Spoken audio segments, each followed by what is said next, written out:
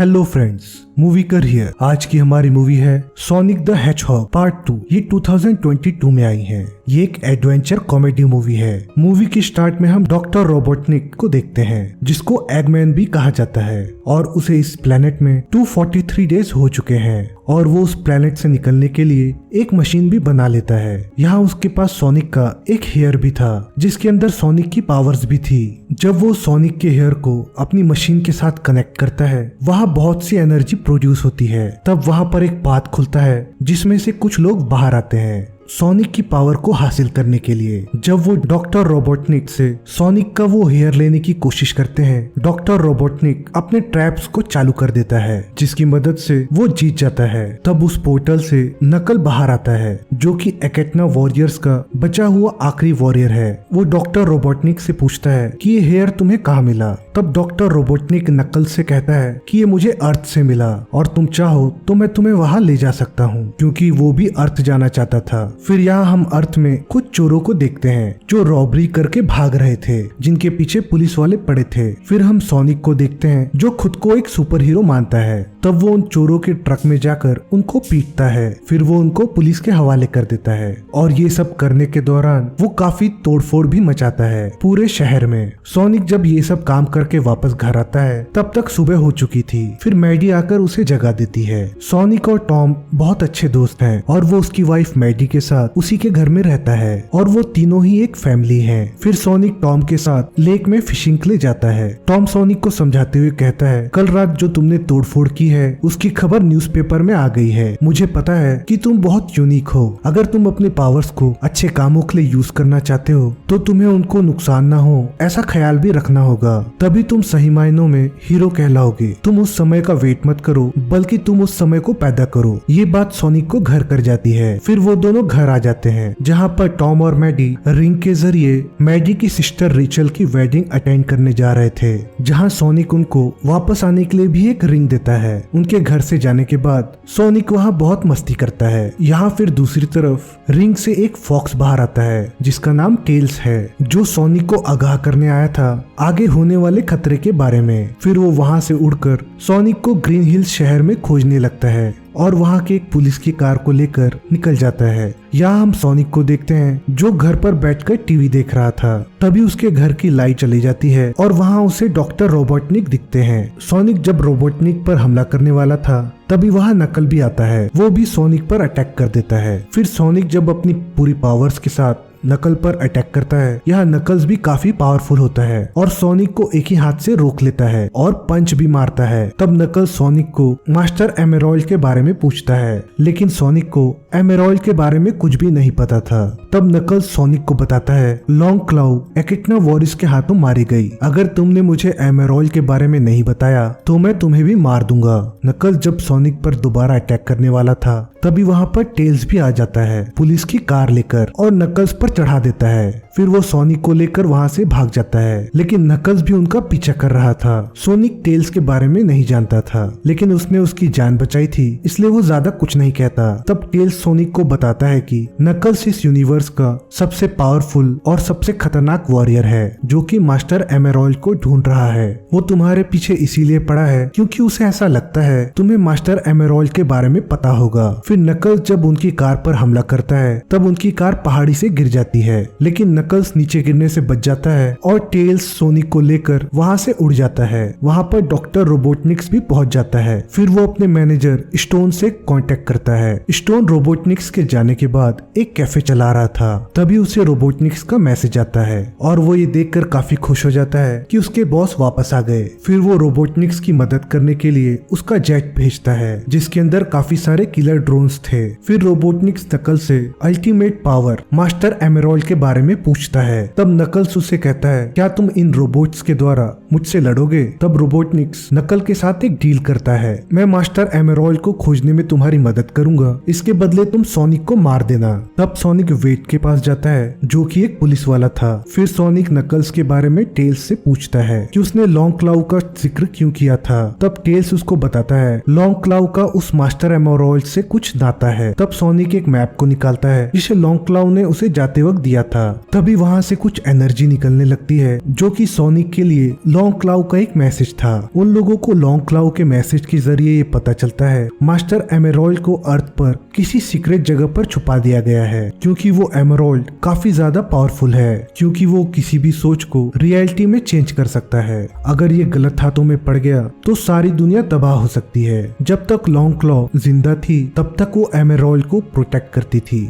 लेकिन उसके जाने के बाद वो उस एमेरल्ड को प्रोटेक्ट करने के लिए सोनिक को कहती है। दरअसल उस मैप के ही जरिए मास्टर एमेरल्ड तक पहुंचा जा सकता था। फिर सोनिक और टेल्स ये डिसाइड करते हैं कि वो डॉक्टर रोबोटनिक से पहले वहां पहुंच जाएंगे। यहाँ उन्हें फर्स्ट क्लू साइबेरिया का मिलता है। फिर वो रिंग के जरिए साइबेरिया पहुंच जाते हैं और वो एक बार में पहुंच जाते हैं। सोनिक यहाँ टेल्स के बनाए हुए गैजेट्स की तारीफें करता है। तब टेल्स कहता है कि मुझे इन सब के लिए तुमसे ही इंस्पिरेशन मिली है। सोनिक की पावर की वजह से बेसबॉल ग्राउंड में एनर्जी बस्ट हुआ था जो कि टेल्स के प्लेनेट तक पहुंच गया था, जिसके बाद टेल्स सोनिक पर नजर रखने लगी और उसने देखा कैसे सोनिक ने अपने शहर को डॉक्टर रोबोटनिक से बचा लिया। और जब उसे पता लगा कि नकल्स सोनिक को ढूंढ रहा है, वो इसी बात को बताने के लिए सोनिक के पास आया था। इसके बाद वो दोनों बहुत अच्छे दोस्त बन जाते हैं। यहाँ रोबोटनिक्स अपने गैजेट्स की मदद से सोनिक की लोकेशन फाइंड आउट कर लेता है और नकल्स के साथ सोनिक को पकड़ने के लिए वहाँ से निकल जाता है। यहाँ सोनिक और टेल्स उस मैप के क्लू को फॉलो करते हुए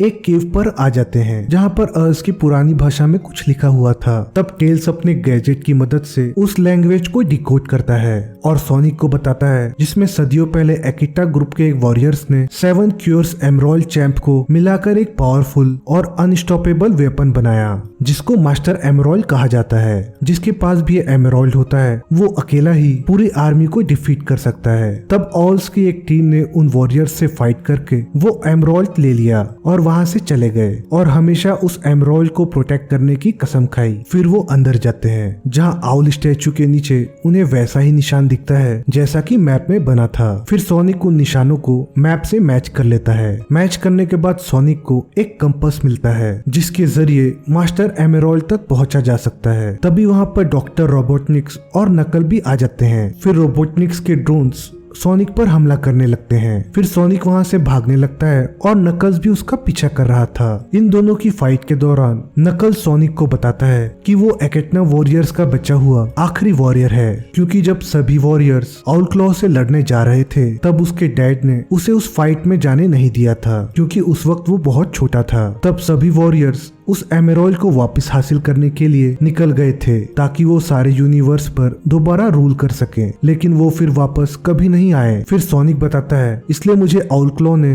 तुम लोगों से बचाने के लिए अर्थ पर भेज दिया था। तभी वहाँ पर टेल्स आ जाती है। फिर सोनिक उस कंपास को टेल्स की तरफ फेंकता है, लेकिन उस कंपास को डॉक्टर रोबोटनिक्स पकड़ लेता है और टेल्स पर मिसाइल छोड़ देते हैं। फिर डॉक्टर रोबोटनिक्स और नकल्स उस कंपास को लेकर वहाँ से चले जाते हैं। धमाके की वजह से वहाँ आइस स्लाइड होने लगता है, इसलिए फिर सोनिक टेल्स को उठाकर वहां से निकल रहा था। फिर वो टॉम को कॉल करके कहता है कि मैंने जो रिंग दी है उससे एक पोर्टल बनाओ जिसकी मदद से सोनिक और टेल्स वहां पर पहुंच सके। लेकिन जैसे ही टॉम उस रिंग को फेंकता है वहां कोई भी पोर्टल नहीं बनता, क्योंकि उसकी रिंग रेचल की वेडिंग रिंग से चेंज हो चुकी थी। जब टॉम रैंडल से उस रिंग को वापस मांगता है तब वो उस रिंग को वापस नहीं देता। फिर मजबूरन टॉम रैंडल के मुंह एक घूसा मार देता है और उस रिंग को ले लेता है और जैसे ही उस रिंग को फेंकता है तो वहाँ पोर्टल ओपन हो जाता है, जिसके बाद सोनिक और टेल्स वहाँ से आ जाते हैं। वहाँ पर फेडरल एजेंट्स भी आ जाते हैं जो कि सोनिक, टेल्स और टॉम को वहाँ पर पकड़ लेते हैं और हमें यहाँ पता चलता है कि रेचल की वेडिंग उनके प्लान का एक हिस्सा था। वो सोनिक, टेल्स और टॉम को वहाँ गिरफ्तार करना चाहते थे। फिर मैडी और रेचल उनको छुड़ाने का प्लान बनाती है जहाँ उन्हें टेल्स के गैजेट मिलते हैं। फिर वो उन गैजेट्स का यूज करके सोनिक, टेल्स और टॉम को छुड़वा लेते हैं। तब रेचल फेडरल एजेंट्स को बताती है डॉक्टर रोबोटनिक्स वापस आ गया है और वो अभी भी जिंदा है। तब रैंडल रेचल को कन्फेस करता है कि वो उससे बहुत प्यार करता है। यहाँ डॉक्टर रोबोटनिक्स और नकल रिंग के जरिए एक आइलैंड पर आ जाते हैं और जैसे ही वो उस कंपास को उस आइलैंड पर रखते हैं तब वहाँ चीजें बदलने लगती हैं और समुद्र 2 हिस्सों में बच जाता है। अब उनको वो जगह दिख जाती है जहाँ पर मास्टर एमरल्ड को रखा गया है और उस जगह से आसमान में एक ग्रीन लाइट निकल रही थी, जिसे देखकर सोनिक समझ जाता है कि डॉक्टर रोबोटनिक्स और नकल वहीं पर हैं। फिर वो अपनी फुल पावर के साथ पानी में भागता हुआ उस जगह तक पहुंच जाता जाता है जहाँ पर डॉक्टर रोबोटनिक्स और नकल वहाँ के खतरनाक ट्रैप्स को पार कर रहे थे। तब रोबोटनिक्स अपने गैजेट्स का यूज करके आसान रास्ता खोजता है और वो मास्टर एमेरॉल्ड तक पहुँच जाता है। वहीं सोनिक भी अपने पावर्स के जरिए उन खतरनाक ट्रैप से बचते हुए वहां तक पहुंच जाता है जहां पर वो मास्टर एमेरॉल्ड है।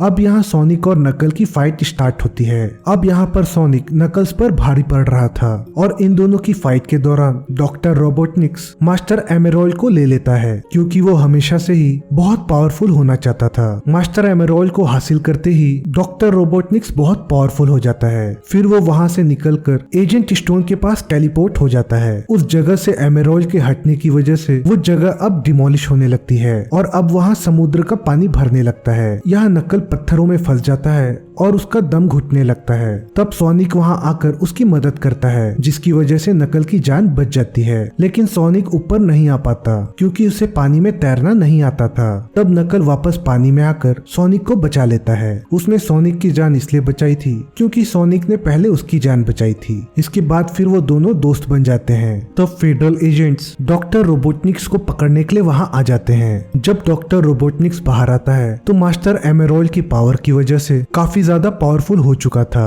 फिर वो एक टॉर्नेडो बनाता है जिसमें वो उनके कार्स, टैंक्स को और ट्रेन को भी कंबाइन करके एक जायंट रोबोट में कन्वर्ट कर देता है। तब सोनिक, टेल्स और नकल्स भी वहां पर पहुंच जाते हैं डॉक्टर रोबोटनिक्स से फाइट करने के लिए। वो लोग डॉक्टर रोबोटनिक्स पर अटैक करते हैं लेकिन उनकी पावर से उस रोबोट को कुछ नहीं होता। अब वो तीनों एक प्लान बनाते हैं। यहाँ सोनिक डॉक्टर रोबोटनिक्स को डिस्ट्रैक्ट करेगा और टेल्स और नकल जाकर उससे वो एमेरॉल्ड ले लेंगे। फिर वो प्लान के हिसाब से चलते हैं। सोनिक डॉक्टर रोबोटनिक्स को डिस्ट्रैक्ट कर रहा था और यहाँ डॉक्टर अपने जायंट रोबोट से उस पर अटैक कर रहा था। फिर टेल्स उस जायंट रोबोट के अंदर घुस जाती है और अपने होलोग्राम्स बनाकर डॉक्टर को डिस्ट्रैक्ट करने लगती है। अब वहाँ पर नकल्स भी आ जाता है जो डॉक्टर रोबोटनिक्स को एक जोरदार पंच मारता है और उसके अंदर से एमेरॉल्ड को बाहर निकाल लेता है। एमेरॉल्ड ना होने की वजह से डॉक्टर अब उस रोबोट को कंट्रोल नहीं कर पाता, इसलिए फिर वो अपने हाथों से उसे कंट्रोल करने लगता है। तब सोनिक देखता है कि उसके सामने ही वो एमेरॉल्ड पड़ा हुआ है लेकिन वो उतना घायल हो गया था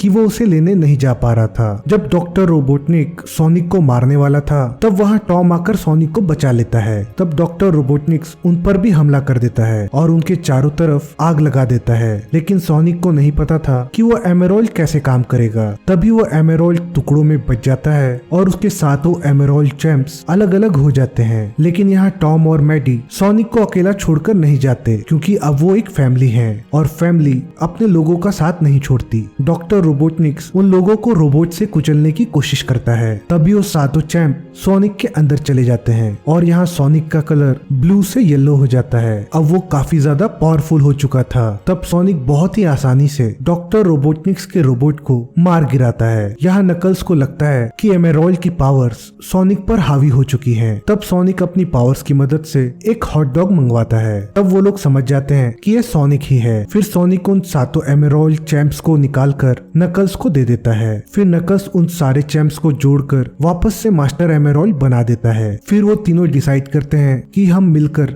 मास्टर एमेरॉल्ड की रक्षा करेंगे। तब टेल्स सोनिक से पूछती है, जब तुम यूनिवर्स में सबसे ज्यादा पावरफुल बन गए थे तब तुम वापस क्यों नहीं गए? तब सोनिक कहता है कि मेरे लिए मेरी फैमिली ज्यादा इम्पोर्टेंट है। फिर वो सभी एक साथ मिलकर बेसबॉल खेलते हैं। अब यहाँ नकल और टेल्स भी उनके परिवार का एक हिस्सा है। इसी के बाद ये मूवी यहाँ पर एंड हो जाती है। आपको ये मूवी कैसी लगी मुझे कमेंट करके बताइए और लाइक और शेयर करना ना भूलें। और मेरे चैनल पर पहली बार आए हैं तो प्लीज सब्सक्राइब कर लीजिए। तब तक के लिए thank you and take care.